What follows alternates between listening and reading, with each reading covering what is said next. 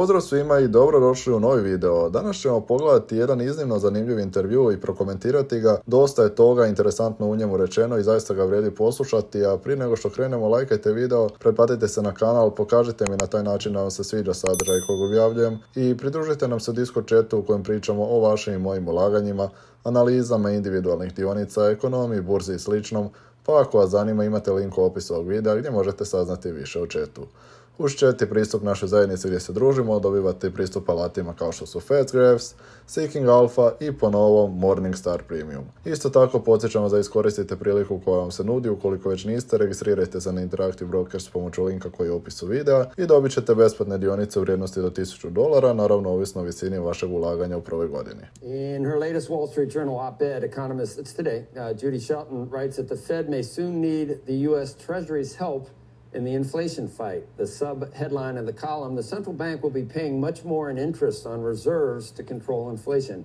Well, how much more? As things stand right now, she says close to $200 billion annually. Judy joins us. U slučaju da niste dobro čuli, da, Fed će morati bankama po trenutnim kamatnim stopama platiti oko $200 milijardi godišnje na rezerve koje su banke obvezne držati kod njih. Odmah na početku da kažem da je to nevjerojatno i mišljenja sam da Fed ne bi trebao ništa plaćati na novac koji stoji kod njih, jer taj novac nije investiran, nije u funkciji, samo stoji i služi kao rezerva bankama da osiguraju stabilnost i da ne ugroze sustav kao što su ga ugrozile u financijskoj krizi.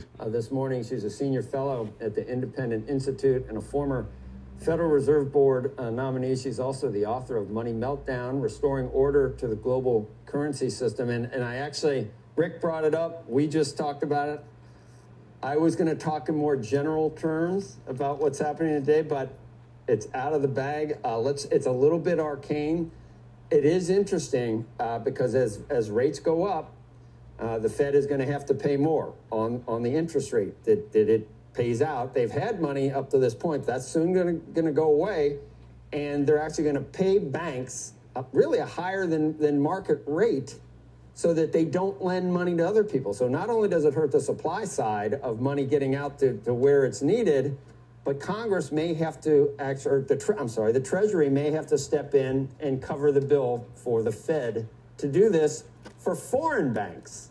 Znači, ne samo da će plaćati bankama kamatu na novac koji drže u Fedu, nego će ga plaćati skuplje nego što je to na tržištu, kako banke taj novac zapravo ne bi posuđivale pojedincima i poduzećima, jer se na taj način naravno smanjuje ponuda novca. To je ono što je cilj zapravo restriktivne politike, smanjiti ponudu novca kako bi se smanjila inflacija. I ono će vrlo vjerojatno Ministarstvo financija morati uskočiti i podmiriti te troškove i ono što je najbolje, kamatu će plaćati i stranim bankama koje tamo drže svoje rezerve, jer im je puno bolje da stoje u SAD-u gdje dobivaju puno veću kamatu nego primjerice u Europi.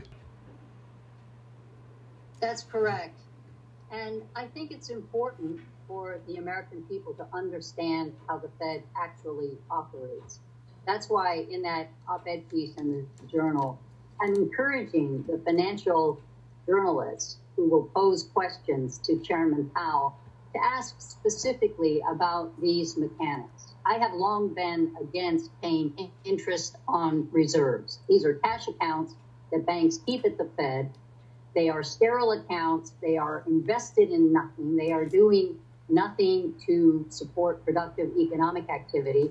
And now we're talking about, by the end of the year, paying up to 3.5% interest on these risk-free cash accounts. Upravo to, potpuno je besmisleno plaćati kamate na rezerve koje se drže u Fedu i slažem se da treba prestati s tom politikom jer taj novac ne radi ništa produktivno. And then you add to that the reverse repo market, which the Fed is increasingly engaged in, and they also are paying, in that case, banks and money mutual funds to park cash at our central bank.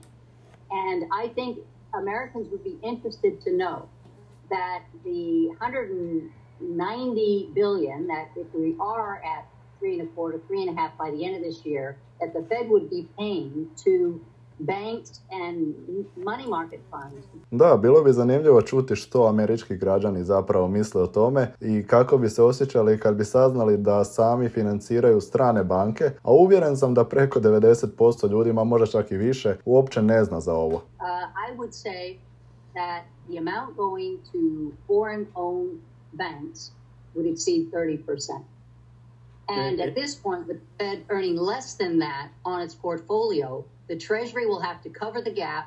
Plus, this remittance scheme that the Fed is long engaged in, they give 93% of their earnings back to Treasury. That ends. That gets exhausted as these interest rates go up, the way the mechanics of the Federal Reserve operate. Ono što je još apsurdnije je to da 30% iznosa kojeg će Fed morati platiti odlazi bankama u stranom vlasništvu. Znači, SAD financira bankarski sustav drugih država na ovaj način, što nema nikakve ekonomske logike, a pogotovo koristi za građane SAD-a. Isto tako, Fed na svoj portfolio zarađuje manje nego što mora platiti za kamate bankama i zato američko ministarstvo financija mora slati novce u Fed kako bi podmirilo tu razliku. Što znači da će sve te silne milijarde umjesto uložene u konkretne projekte završiti u bankama i povećati njihovu zaradu. And the ECB does not pay zero interest on deposits.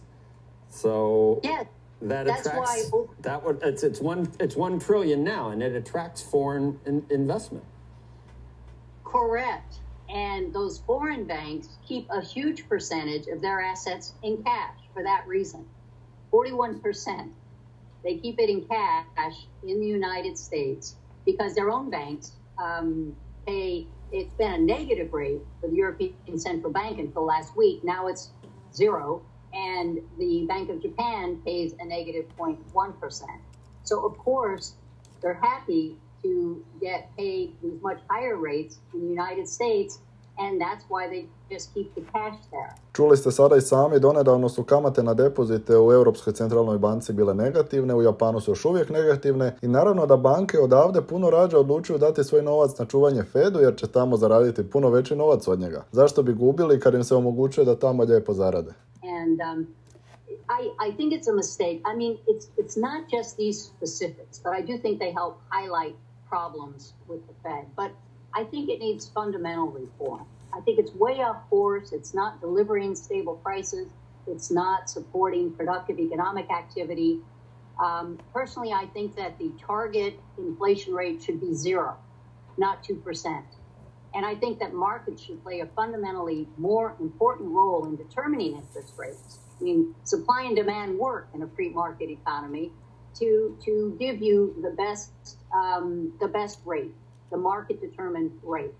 I think our central bank should not be paying interest on reserves. And of course, as I said, that's what my piece is about. I ovo je savršeno rečeno. Target za inflaciju ne treba biti 2%. Tko je osmislio tih arbitrarnih 2%?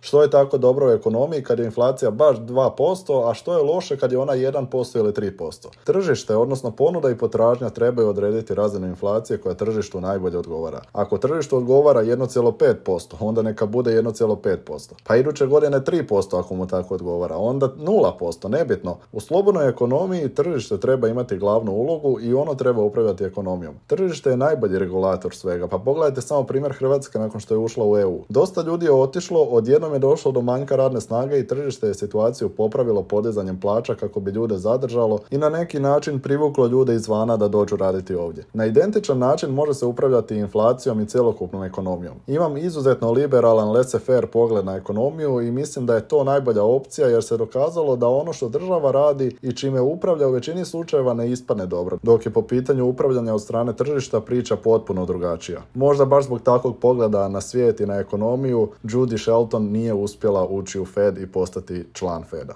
I to je bilo sve od mene za danas. Nadam se da sam vam dao korisne informacije o tržištu. Svakako ostavite u komentarima svoje mišljenja, lajkajte video, pretplatite se na kanal i pridružite nam se u chatu. Hvala vam i vidimo se u idućem videu.